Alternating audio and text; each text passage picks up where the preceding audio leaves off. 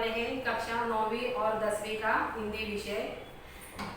हम जो आज पढ़ने वाले हैं वो है व्याकरण। पहले हमने जो वाक्य के भेद को शुरू किया है, उसके जो प्रकार है, भेद है, वो हमने आधे ही पढ़े हैं। जैसे कि पहला है रचना की दृष्टि से 3 होते हैं और अर्थ की दृष्टि से 8 होते हैं। अभी रचना की दृष्टि से जो 3 भेद है वो हमने पूरे पढ़ लिए हैं।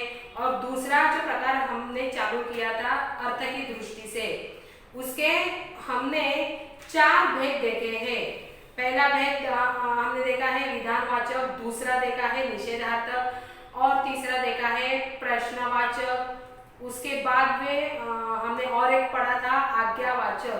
अभी जो 5वां है उसे इच्छावाचक वाक्य कहते हैं। जो प्रकार होता है इच्छार्थक या इच्छावाचक वाक्य, नंबर 5वां। ठीक है, अभी यहाँ पे देखो, यहाँ पे जिस वाक्य में इच्छा, कामना, आशीर्वाद आदि का बोध होता हो उसे इच्छार्थक या इच्छावाचक वाक्य कहते हैं।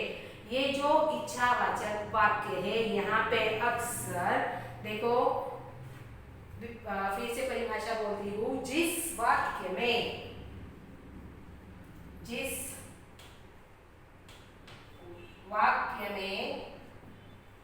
इच्छा,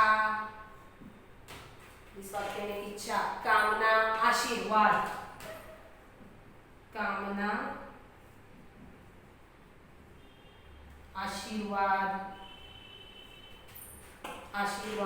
आदि का बोध होता हो, आदि का बोध होता हो, उसे क्या कहते हैं? इच्छावाचक वाक्य या इच्छार्थक वाक्य। ठीक है, यहाँ पे खाली आपको क्या ध्यान में रखना है? देखो, इच्छा, कामना और आशीर्वाद, खाली यही आपको ध्यान में रखना है। इसके जो उदाहरण है, उदाहरण देखो, मीनू दीदी आप सदा सुखी रहो। यहाँ पे देखो, यहाँ पे एक उदाहरण है, मीनू दीदी आप सदा सुखी रहो। यहाँ पे क्या किया है? कामना की है। ठीक है, पहले वाक्य में हमें समझ में आता है। दूसरा जो है वाक्य, प्रभु आपकी कामना पूरी करे। दूसरा जो वाक्य है, प्रभु आपकी कामना पूरी करे। यहाँ पे इच्छा जाहिर की है। ठीक है, यहाँ पे क्या किया है? इच्छा जाहिर की है। तीसरा जो वाक्य है, मैं सिर्फ आपको बोलती हूँ, ऐसा काम करो कि देखने वाले देखते ही रह जाए। देखो क्या क्या है, ये जो मैंने 3 वाक्य, 3 उदाहरण आपको बताए हैं, यहाँ पे आपको समझ में ये आया होगा कि हर एक वाक्य में, हर एक उदाहरण में या तो इच्छा की है, कामना की है या आशीर्वाद दिया है। यहाँ पे आशीर्वाद क्या है?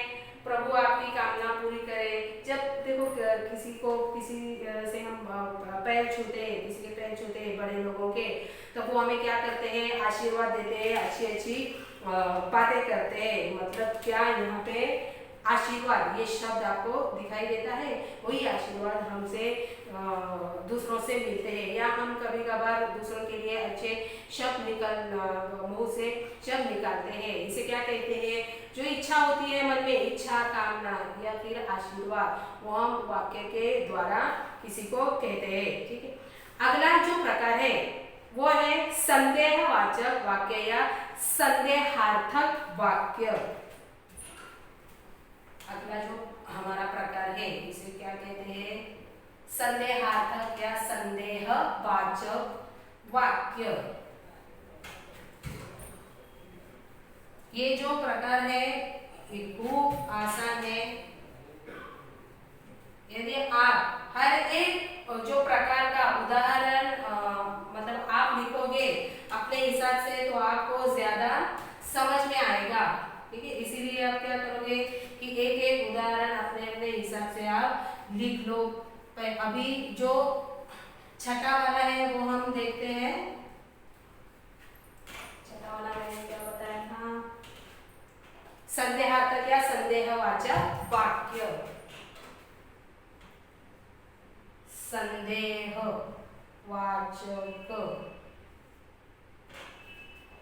संदेहवाचक वाक्य, ठीक है। यहाँ पे अभी इसकी परिभाषा कैसे आएगी देखें। जिस वाक्य में संदेह या शंका का बोध होता है, संदेह या शंका का बोध होता है, ठीक है, संदेह या शंका का बोध होता है। परिभाषा देखो, जिस वाक्य में संदेह या शंका का बोध होता है उसे संदेहार्थक या संदेहवाचक वाक्य कहते हैं। इसका उदाहरण देखो, शायद गरीब भूख की लाचारी से श्रम करता है। देखो इसका जो उदाहरण है वो क्या आएगा, शायद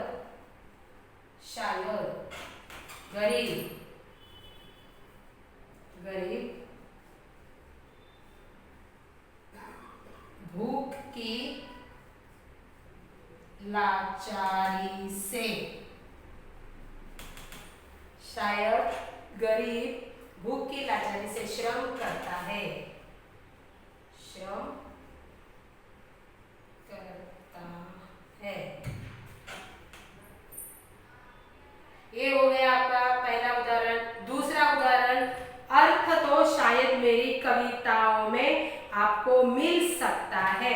अर्थ मतलब क्या है, पैसा, अर्थ मतलब संपत्ति, अर्थ मतलब वाक्य का अर्थ, पद्य का अर्थ, कविता का अर्थ, ठीक है। जैसे उसके अलग अलग मीनिंग होते हैं। अर्थ तो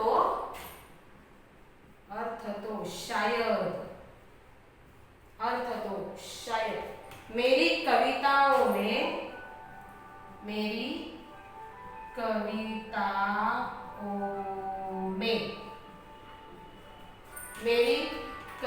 में आपको मिल सकता है,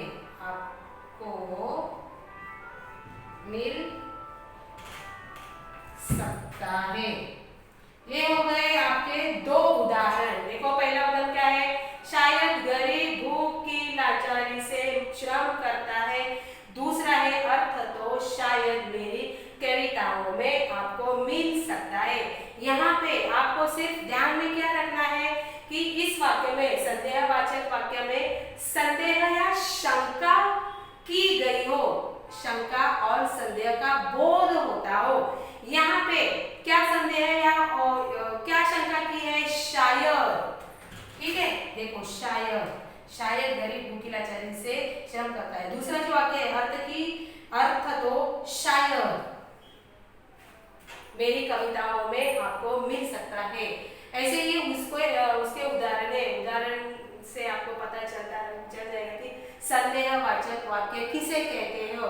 और ज्यादातर ये ऐसे वाक्य होते हैं वो आपको आसानी से जब से मतलब मालूम पड़ते हैं, वाक्य पढ़ने के बाद या किसी का वाक्य सुनने के बाद आपको क्या पता लगाना है, यहाँ पे संदेह या शंका का बोध होता है, ठीक है।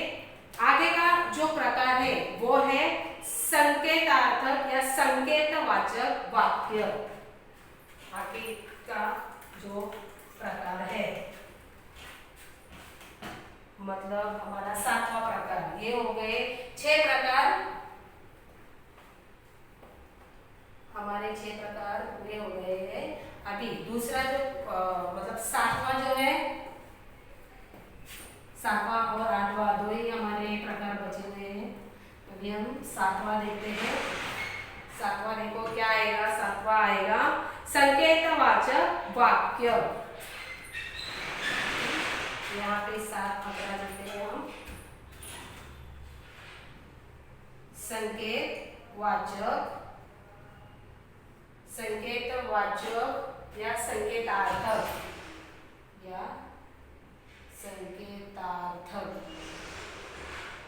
वाक्य, ठीक है। यह आपका हो गया 7वां प्रकार। इसकी परिभाषा देखो कैसी आएगी। वाक्य में संकेत या अपेक्षा का बोध होता है उसे संकेतार्थक या संकेतवाचक वाक्य कहते हैं।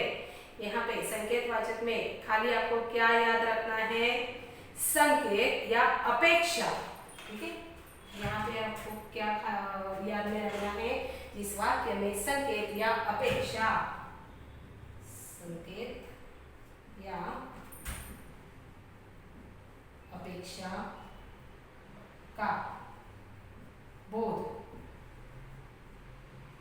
होता है। ठीक है, जिस वाक्य में संकेत या अपेक्षा का बोध होता है उसे संकेतवाचक वाक्य कहते हैं। खाली यही ध्यान में आपको रखना है, संकेत या अपेक्षा उस वाक्य में होते हैं। अभी वाक्य उदाहरण देखो क्या आएगा, चुपचाप पड़ा रहूंगा तो कोई मिलने वाला तंग नहीं करेगा। पहला जो उदाहरण है वो उदाहरण देखो क्या आएगा, चुपचाप पड़ा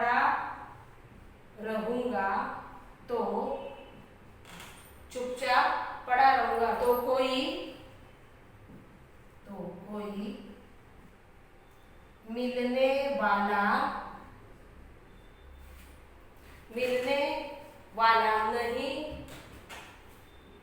मिलने वाला तंग नहीं करेगा, तंग नहीं करेगा। ये हो गया आपका पहला उदाहरण।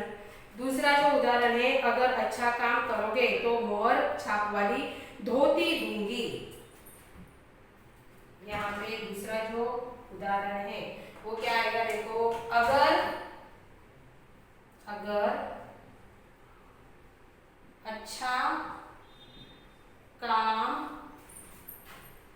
करोगे तो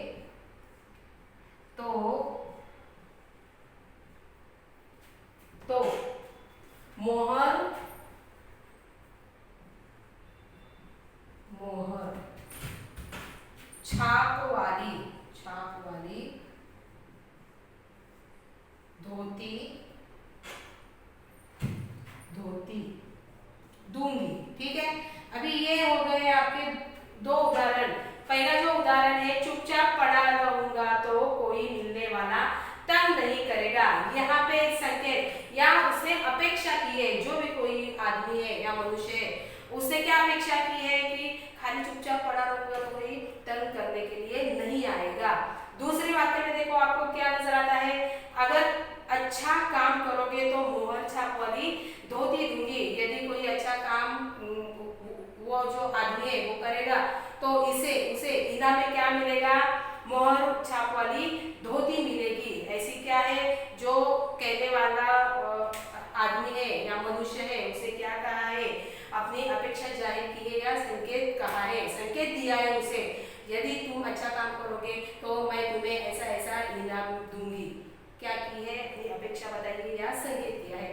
इसीलिए इस वाक्य को क्या कहते हैं, संकेतवाचक या संकेतार्थक। खाली क्या आपको याद करना है, संकेत या अपेक्षा। अभी जो 8वां प्रकार है वो है विस्मयादि बोधक वाक्य। ये तो आपको अच्छे से आपको ये वाक्य पता है, विस्मयादि बोधक जो हमने अव्यय पढ़े थे। ठीक है, शब्द के जो भेद हमने पढ़े थे वहां पर भी हमने ऐसे ही कुछ वाक्य देखे थे।